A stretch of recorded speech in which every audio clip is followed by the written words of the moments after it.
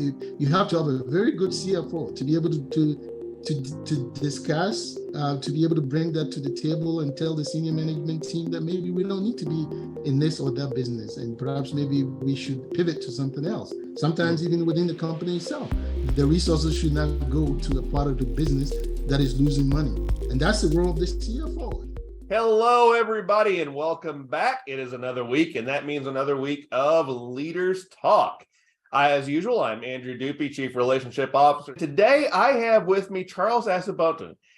He is the Chief Executive Officer of Capitol Hill Ventures, and in that role, he has brought more than 25 years of outstanding leadership and experience in many facets of finance and investments.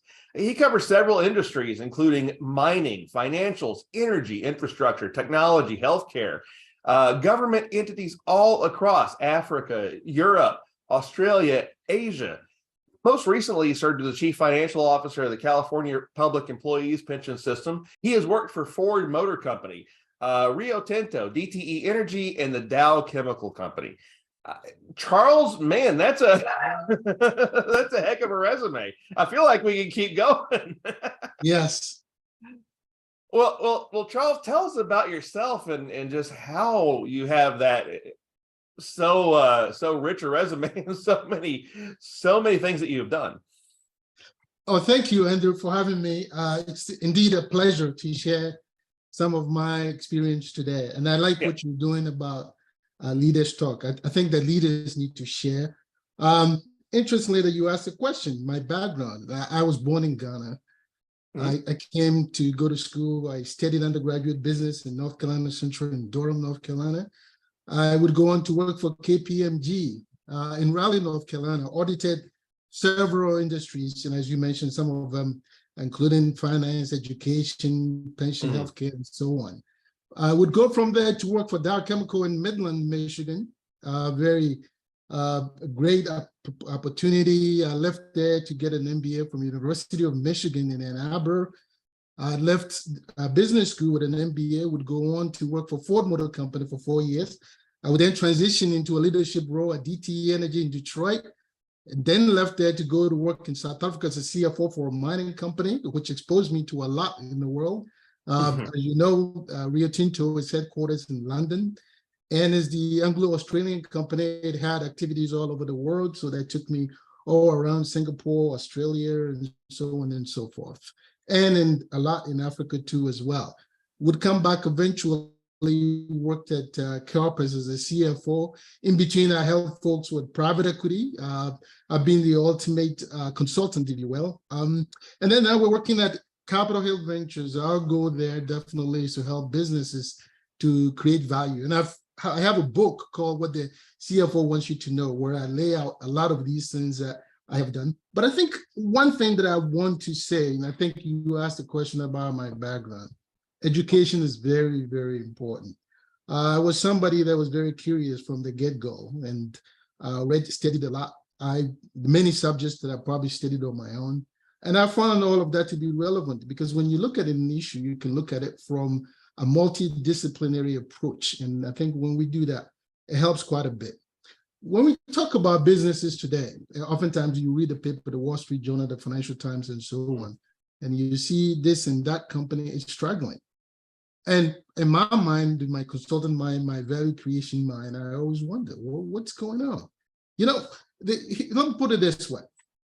There are basic infrastructure that a company needs to put in place to succeed. And I think the CFO should bring a lot to the table. Because the CFO should be somebody that helps a company really think through their corporate strategy.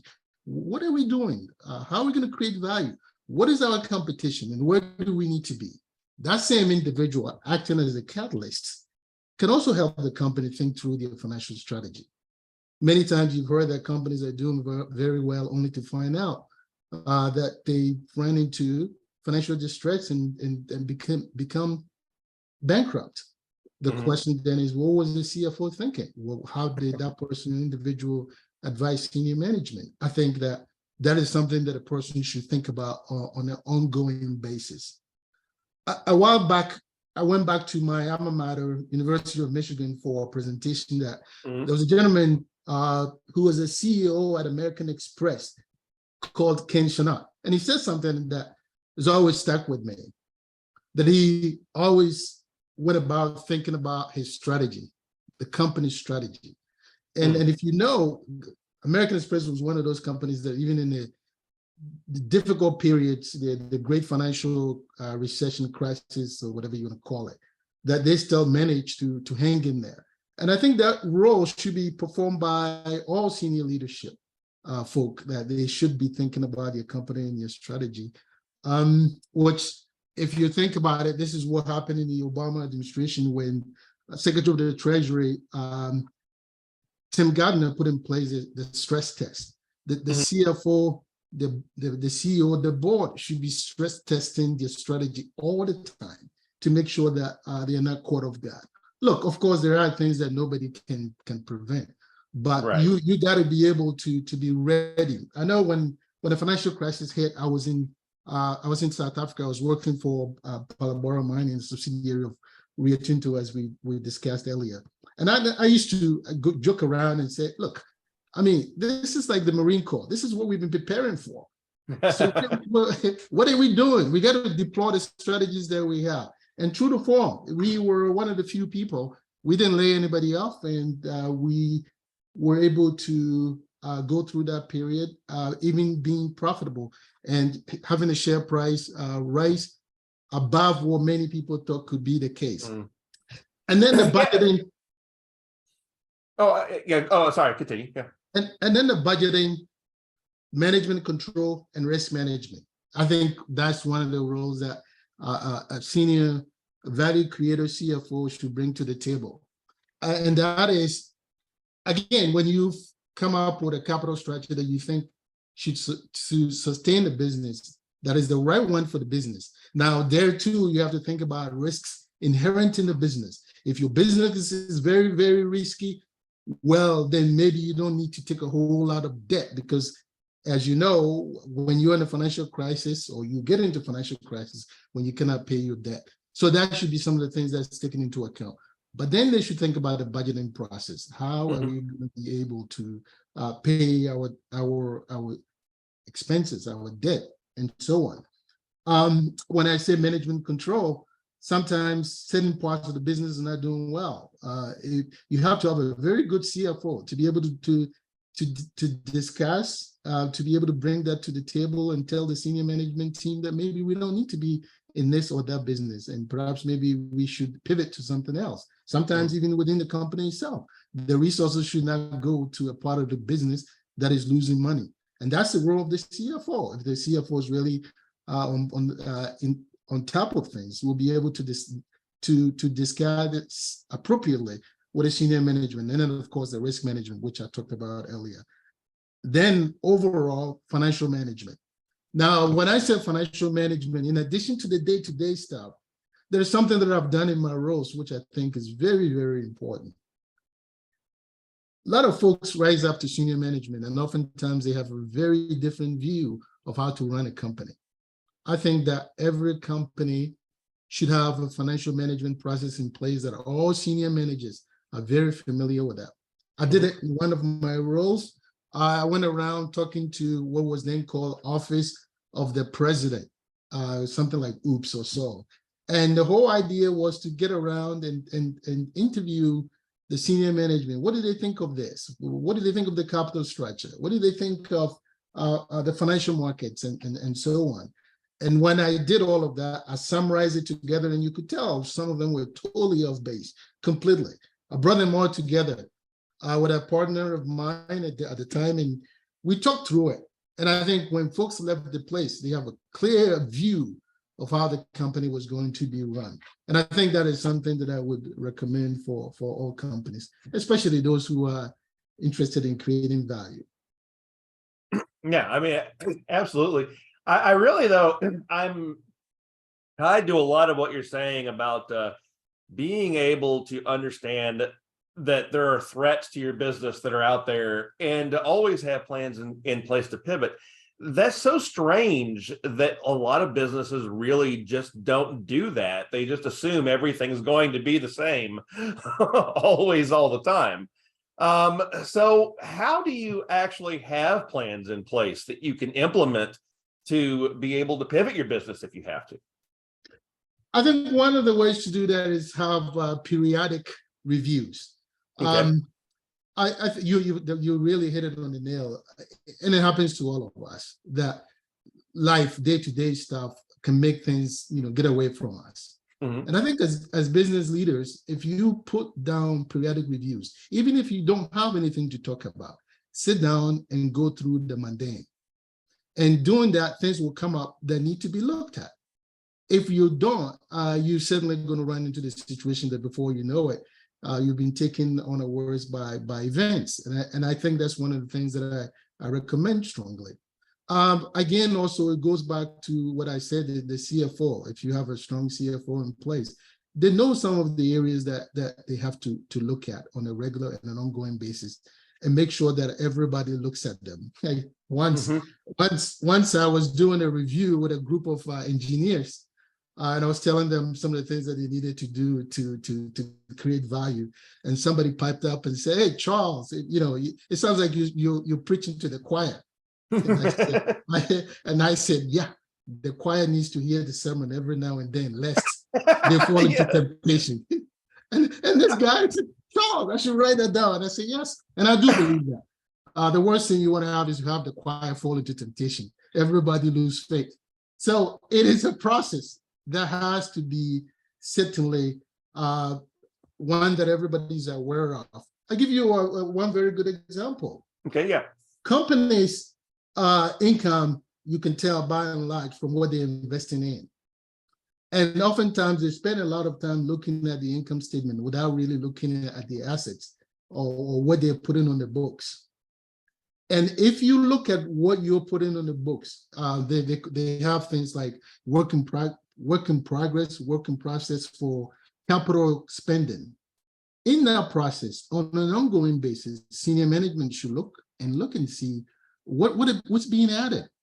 Mm-hmm. Are there anything being depreciated of our assets? And when they do that, it will give them a good idea of what is coming down the pipe. Will they have valuable assets to provide solid income for the future, earnings for the future? Mm-hmm. Only if that is not done, they sit there and next thing you know, the company's earnings have tumbled and people then begin to ask the question, what happened? When in fact, there was a trigger point long before that if that had been looked at, they wouldn't have been in this situation. Mm-hmm. Absolutely. So when you're thinking about bringing somebody in that can kind of be in charge of looking at this, a CFO, what kind of things do you look for in a potential CFO? If you're a CEO and maybe you've worn that hat yourself for a long time and you're a startup business, you're deciding to begin to expand, how do you find a good CFO? Good question. My template for looking for a good CFO is really find somebody, I call it versatile, who's been around, somebody who has all the experience necessary. Find somebody who is an accountant, at some point had been an accountant in your life. Find somebody who is a financial analyst at some point in your life. Find somebody who understands governance, and that certainly will serve you very well. Now, of course, I hold myself out because, as you know, I am a CPA. I started my career in public accounting with KPMG. So I come in as an auditor. Above all, I look to make sure that the books are clean and make sure that we're doing the right thing. That's very important. Right. I have an MBA, so I know a thing or two about strategy. And of course, I'm somebody that reads a lot. When I mention versatile, make sure that the person coming in has a very broad view of things, of life, and so on. And then also I have the CFA. I'm a chartered financial analyst. I can certainly hold up to anybody on Wall Street. I'm something that I mentioned in my book. You have a lot of CFOs who they get on an earnings call with the analysts for Wall Street and it become a shouting match, when in fact, there is no need for that, because the truth of the matter is that if you have a good strategy and you're working your strategy very well, you yourself can put a price on your own securities, your asset, your stock. It's not necessarily the folks on Wall Street who have to do that for you. If you have to go and argue with them, then obviously you've lost the plot. So I think that when you're looking for a CFO, you really have to look for these qualities. Now, of course, they don't have to be a CPA, CFA, MBA. Right, yeah. There are people who have these things, people who are born with this, honestly, people who by experience will touch all these things that I'm speaking of. But in the interest of not being sure who you have, sometimes it doesn't hurt to make sure that, those are the yardsticks, if you will, that you will measure them. But then above all, something that I learned a long time ago, Lee Iacocca, find somebody who has a fire in the belly. Because if they come with all these credentials and they're not willing to roll up their sleeves, they're not willing to go down to the shop floor and be able to talk with the people and so on and so forth, it's not going to go very, very well.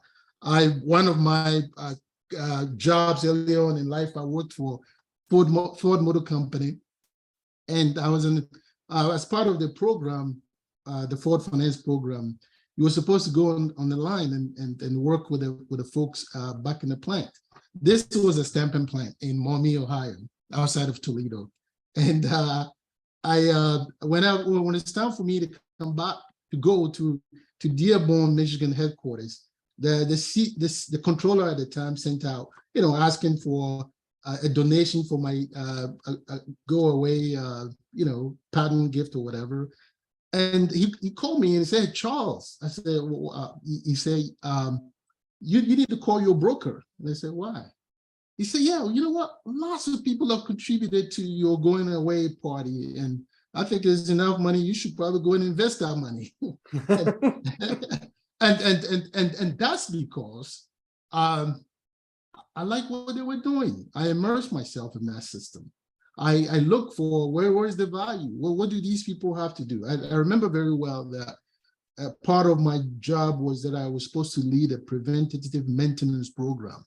And when they first gave me the assignment, folks in the finance organization said, hey, I agree, all right. Nobody's going to pay attention to this. And through the form, the first time I showed up and introduced this, people, the UAW folks just kind of, snickling, we've seen this before. And then start trying to draw them in. By the time it's all over, everybody was excited about it. And that's another thing that I talk about in the book, that a good CFO really is a catalyst. You need to bring people along. You need to make them really understand the purpose of the organization. And when you do that and they see the incentives and how this helps, people come on board and you get everybody, hitting on all cylinders, as the case should be. I also mentioned about town hall meetings.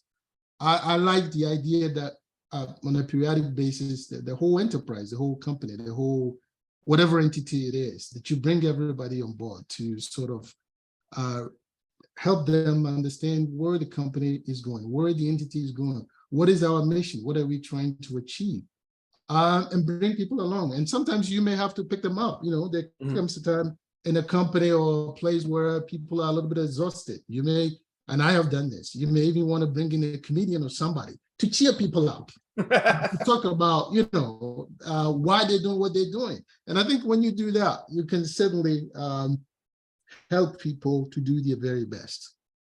Wonderful. Well, Charles, as we kind of begin to wrap up a little bit here, tell us some specifics, though, about your book so that people know a little bit more about it and how they can find it. Thanks, Andrew, for bringing that up. The book, What the CFO Wants You to Know, How You Create Value, is on all major platforms. It's on Amazon. It's on Apple, iTunes. It's major retailers. Almost everybody has it.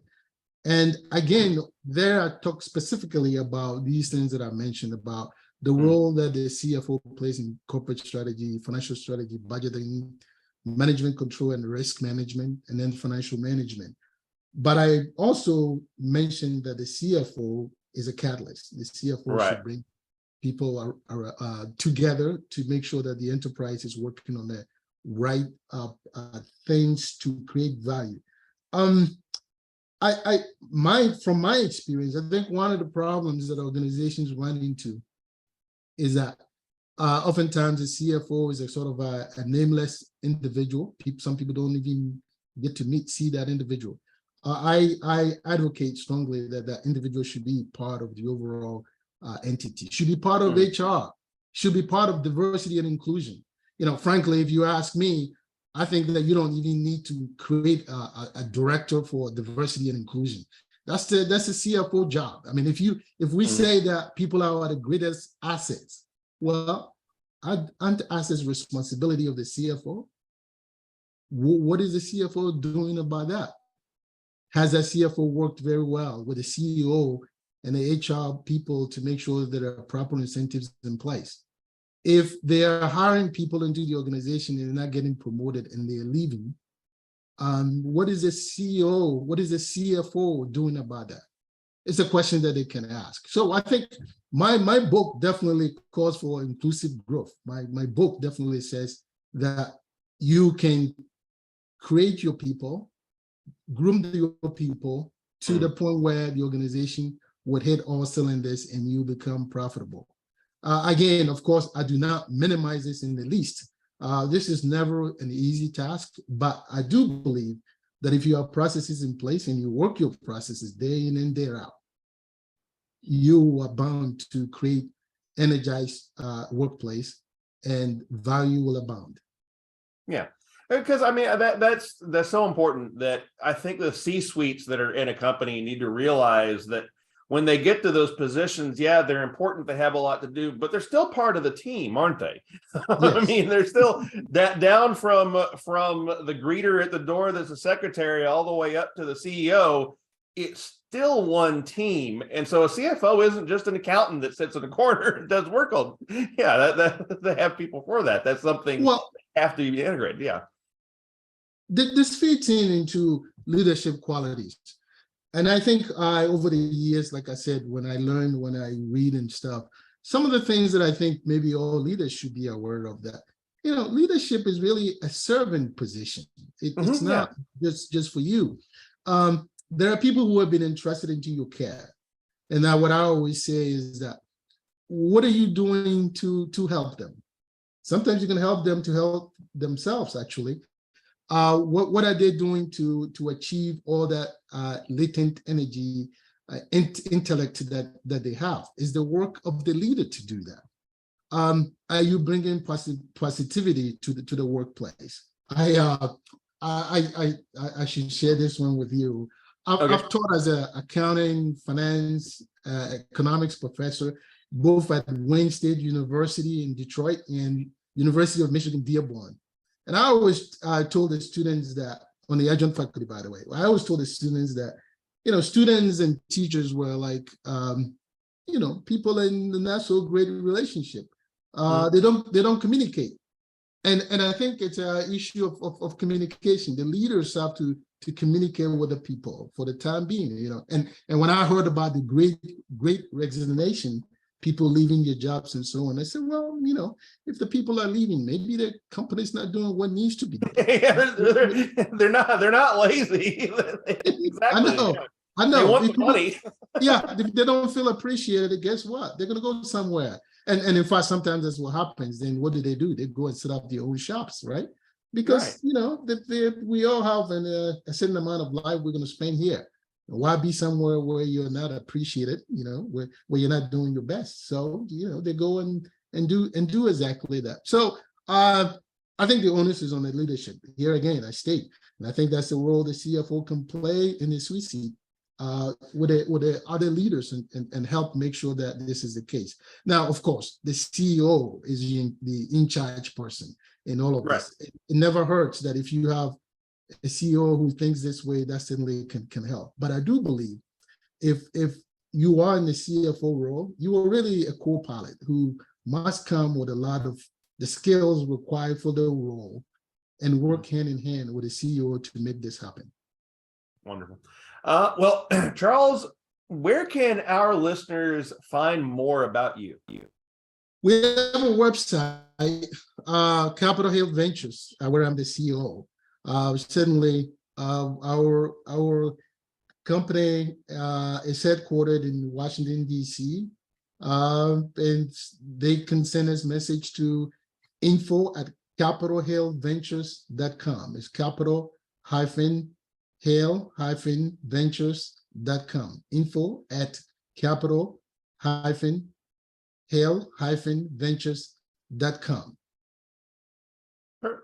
Wonderful. And everybody, that should be there down below. Charles, that was really fascinating. I think it's an interesting look into something that I think some people find, oh, CFO, that sounds boring. It's not boring at all. No, not at all. Not at all. That really is there's so much more to it than you think. And we appreciate you sharing that with us. So Charles, it was a pleasure having you. We wish you the absolute best. Thank you, Andrew, and I appreciate you having me. Thank you. Alrighty. Bye-bye.